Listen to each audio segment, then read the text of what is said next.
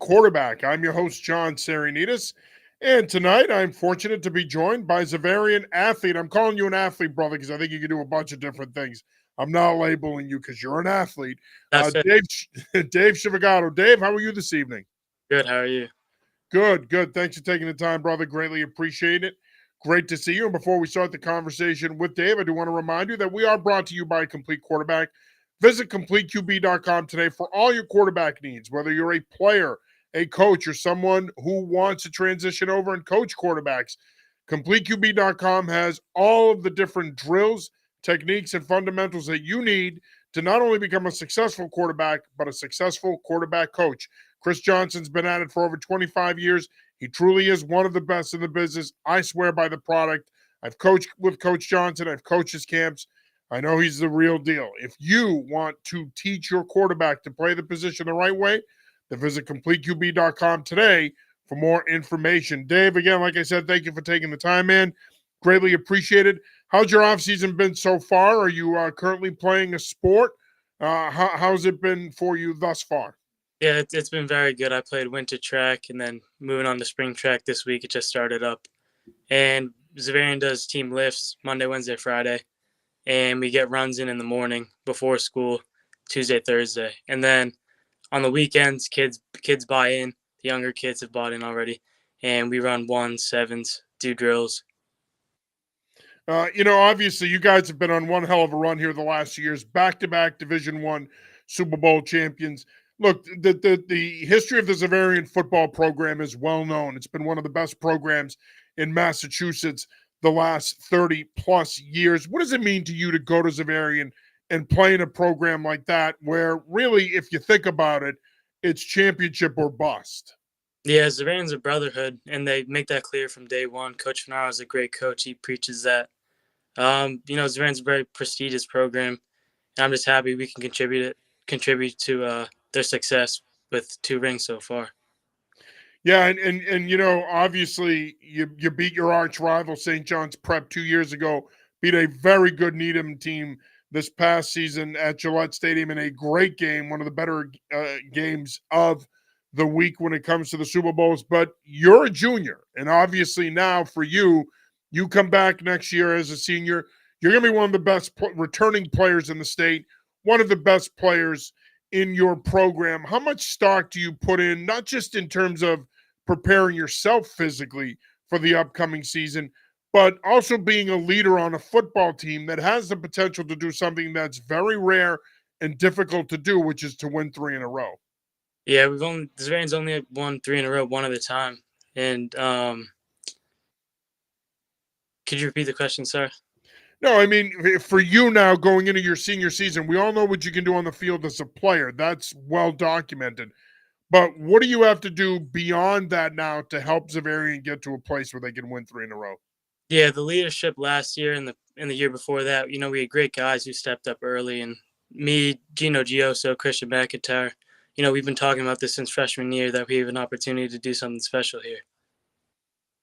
You mentioned playing for Coach Finaro, and I've known him for a long time. And, he's been one of the best high school football coaches in the area for a long time. Of course, long-time defensive coordinator at Xaverian, been the head coach for the last few years. And look, I'm not going to mince words here. It's not easy being the head football coach at Xaverian. Like I said earlier, the expectations are sky high. I've always felt, though, that Coach Finaro has managed them well.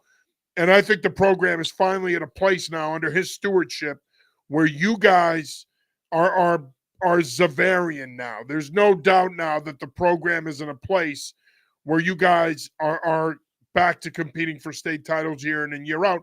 What's it like playing for Coach Finaro?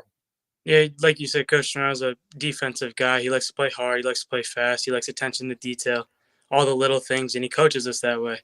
And, I would rather have no other coach than him. Best coach I've ever been coached by, ever. And obviously we were connected through Coach White, who is the line coach at the program. He's also a teacher at the school. Just a great guy. I've gotten to know him over the course of the past year, just coaching youth sports with him in the town we live in. Talk about the coaching staff at Xaverian. We know, Coach Finaro, obviously, his reputation speaks for itself. but talk about the coaching staff and how they put you guys in a position on a week-to-week basis to be able to compete not only for a Catholic Conference title, but as we've seen the last couple of years, state titles. Yeah, they put in a lot of dedication every week. You can tell. We watch film the morning after the game. Coaches already have everything prepared for that. And they last 2 years ago they did a great job on offense with Coach Hasselbeck, and this year Coach Carvin took over. He did a great job. He also coaches the safety, so he's one of my guys that I'm around a lot. It's when you look at football and people will say, the game has changed. It's not what it used to be. You mentioned that Coach Fernaro wants to play a certain way, wants to play a physical style of football, attention to detail, get after. What do you love about playing football? What attracted you to the game at a young age and allows you to continue to play the game at a high level? Yeah, so how I got in the game was in Walpole, there's a football field, there's a baseball field, and I was over on the baseball field and I saw the older kids playing football. I just wanted to give it a try, and it's something you can't stop playing. Yeah. No, it is, and it's funny that you say that, Dave, because I've talked to a lot of kids who play multiple sports in high school, and they're focused on one sport as they go into college, and then they realize, man, football's hard to give up. And I think it is, and it's not cliche. I think a lot of people think it's cliche when we talk about things like you just said about Xaverian being a brotherhood. I think people think that that's cliche, that we throw that out a lot, that football is a brotherhood, but it truly is, right? Like with your teammates throughout the year, and not just in season, but out of season as well. I mean, they become your second family. Yeah, Xaverian. It's called Xaverian Brothers for a reason. Everyone around the school, the Hawks Nest, which is our student section, does a great job showing out every game, and it just gives us motivation that we need to win big games. What's it like playing in the Catholic Conference? I mean, you can make the case that pound for pound, it's the best conference / league in the state. You certainly have the Hockomock League, which, in my opinion, is the best public school league in the state. You have the MVC, which is terrific. Other leagues as well, the Bay State, the Patriot League. But playing in the Catholic Conference, what's that like? I mean, it's got to be pretty cool playing in a conference where you're playing a lot of big games. Yeah. The Catholic Conference is always competitive. Every game is big in the Catholic Conference. Like, there's always a lot of fans in the stands, but I think it prepares us, the kids, well for moving on to the next stage, which is college, and really makes you feel no pressure at all.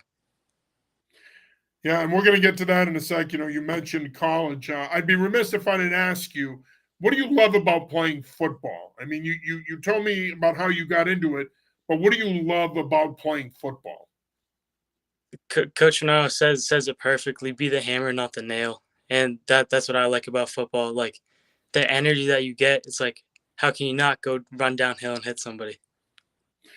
It's interesting that you say that because just getting to talk to you here the last few minutes, obviously you're a guy that, at least this is my initial impression of you, you're a guy that does his talking on the field. You're not going to say much off the field. You're going to lead by example, but you do your talking on the field. If I asked your teammates to tell me 3 things to describe you, what do you think they would say? They'd say I'm a competitor. I like to push guys, make sure that they're at the best of their ability. I'm respectful. It's always good to be coachable, and our teammates understand that. And I got a lot of resilience. It rubs off, I think, on other kids. That when we're at practice, like, no one's going into a week with a losing mentality. Yeah, and resilience is key. And I've always said kids, in many ways, kids are the most resilient people that we have because they tend to compartmentalize things and deal with things a lot differently than adults do. That's for sure. Now, if I asked your coaches, conversely, to tell me 3 things about you, what do you think they would say? I'd say the 3 same things. I think I show who I want to be very well. Yeah. Obviously, I put in, I labeled you an athlete, but when we talk about playing football, describe your game. Why am I calling you an athlete? What makes you an athlete? Because to me, when I watch you play, I just see a kid that can do so many different things. I'm an offensive guy, coached offense for years. I just see a kid that's a weapon. As much as I don't really love that term because I think it's overstated, I see a kid that can do a lot of different things. How do you describe your game? I think I hadn't heard of an athlete as a position like growing up, but I think now that it's like a position that you can be, I think that's perfect for me. And like, why not? If you're playing football, why not try to play on every side of the ball? Yeah, yeah. And do you have a favorite side of the ball? It's okay. Listen to me now. This is your show, Dave. It's okay to be honest. This is your show. You be you, my man. Yeah. Say offense. Sorry, Coach Finaro. Um, you know, offense is fun when you can get the ball, make plays. It's up to you when you have the ball.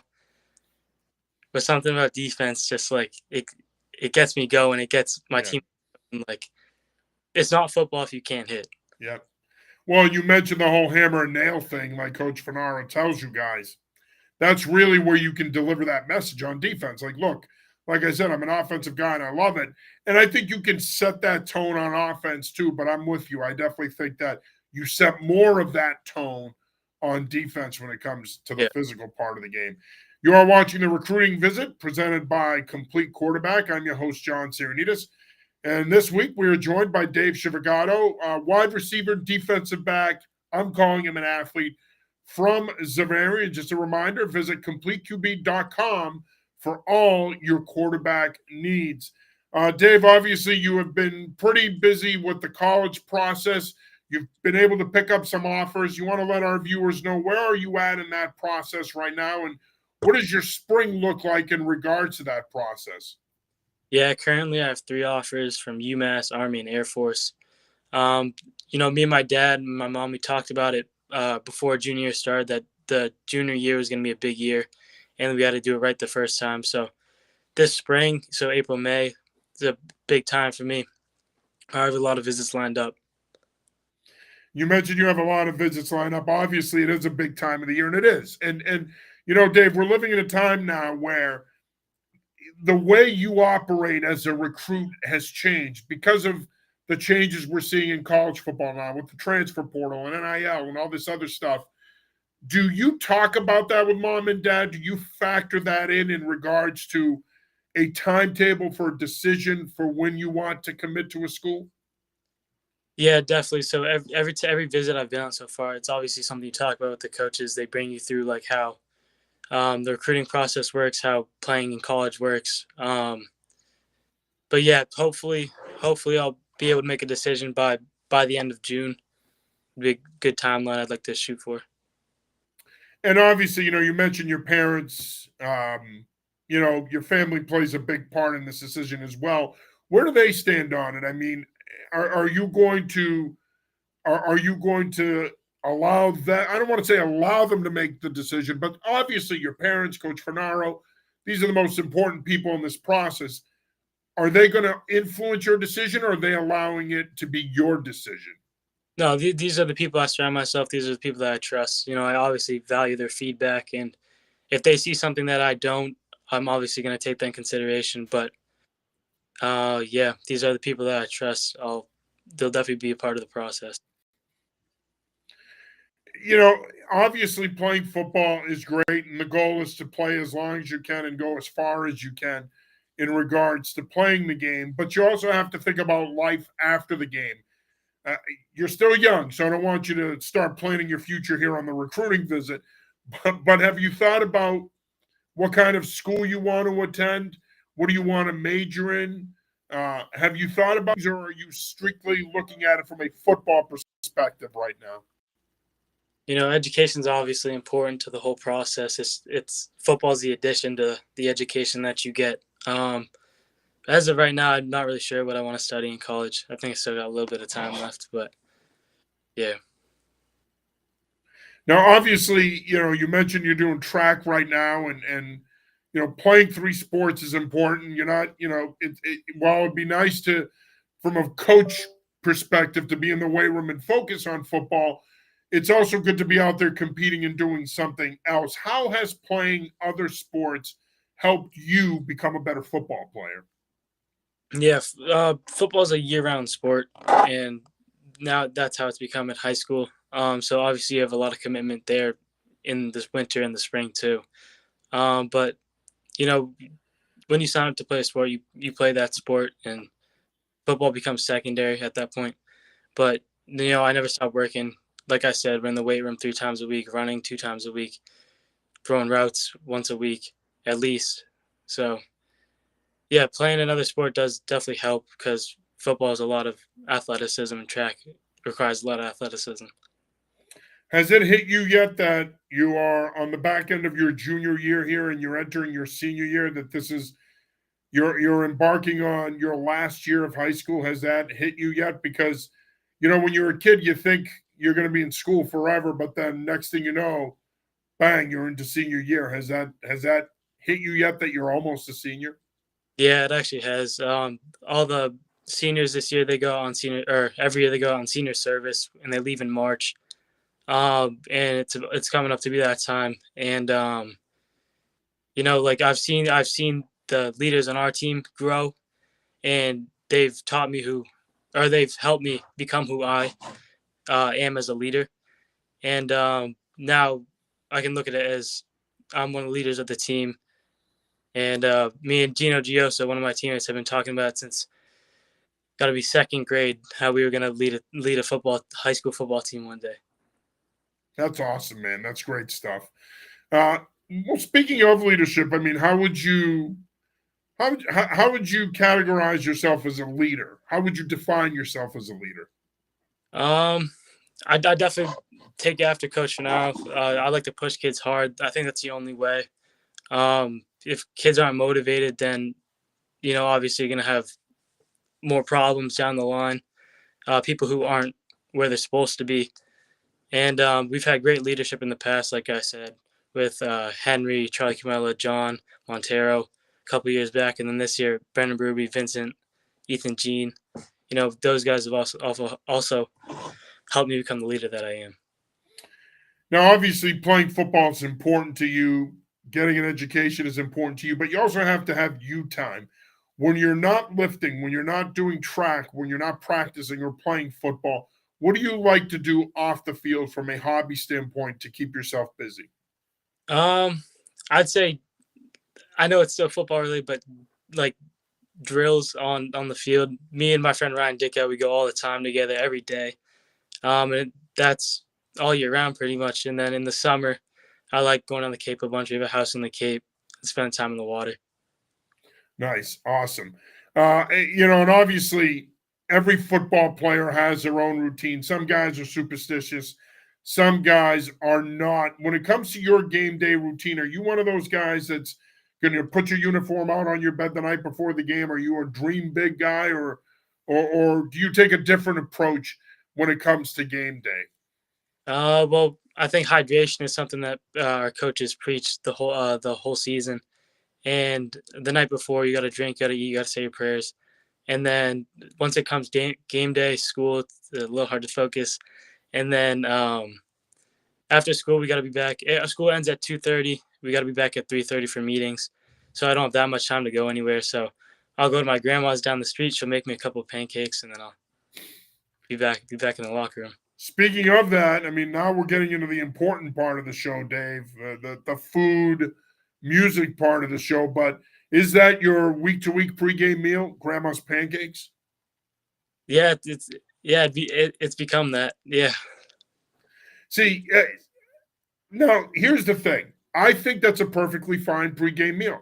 I'll have guys on this show that'll tell me they're having Chipotle a couple of hours before a game or a steak and cheese. I'm like, that in my mind, I'm thinking as they're telling me this, that's the worst possible thing you can have before a game, especially early in the season when it's hot. You're more likely to get dehydrated. It's sitting in your stomach. Like, am I missing something here? I mean, it's refreshing to have somebody who keeps it light. Yeah, Chipotle is good, but not before a game. Like No. gonna be on the field like by the end of the game. I've coached guys that eat like that before the game, and then you watch them throw up, and it's gross. And you're like, yeah, you just threw up the freaking burrito you had 3 hours ago. Congratulations. Shouldn't have had that. We told you not to eat like that before a game. So it's refreshing to hear someone say, yep, I'll have a couple of pancakes and go back to school and start focusing on the game. Now, I have to ask this question, and it's an important question, Dave. Is Xaverian a DJ boombox in the locker room type of program, or are you guys listening to your own music individually? These are the important questions people want answered. That's why they watch this show. We are a DJ team. Last year, Nice. last year, And is there a designated DJ? yeah. Last year we had Mike Amidi. He had great songs, and then last year as well we had Ryan Dickow too. And this year he's been on the aux so far. He's Nice. Nice. Now, when it comes to pregame music, obviously everybody has different tastes, different flavors for different people. What do you like to listen to before a game? What gets you going? What gets you focused on playing football? Well, before a game, I'll listen to before I'd say like 2-3 hours before game time when we're getting in the mode to lock in. It's gonna be rap, but in my own time, like during the school day, after school when I'm going to get my pancakes, it'll be country music. Nice. What are you listening to these days? What's on Dave Chiavegato's country playlist? I also want to know what's on your rap playlist, but let's start with country. So country's gonna be Chris Stapleton, Luke Combs, Morgan Wallen, Zach Brown, Nice. all the big names. I'm a big Stapleton Combs guy. Yeah. Wallen, I mean, I see why people like him, but see, the thing for me is I'm old school. I mean, I'm 50 years old. I'm way older than you, but I like outlaw country. I like, Yeah. I like country with an edge. I don't, in some of today's country artists, it's way too lovey-dovey. All their songs sound the same. That's what I like about Luke Combs. He breaks it up.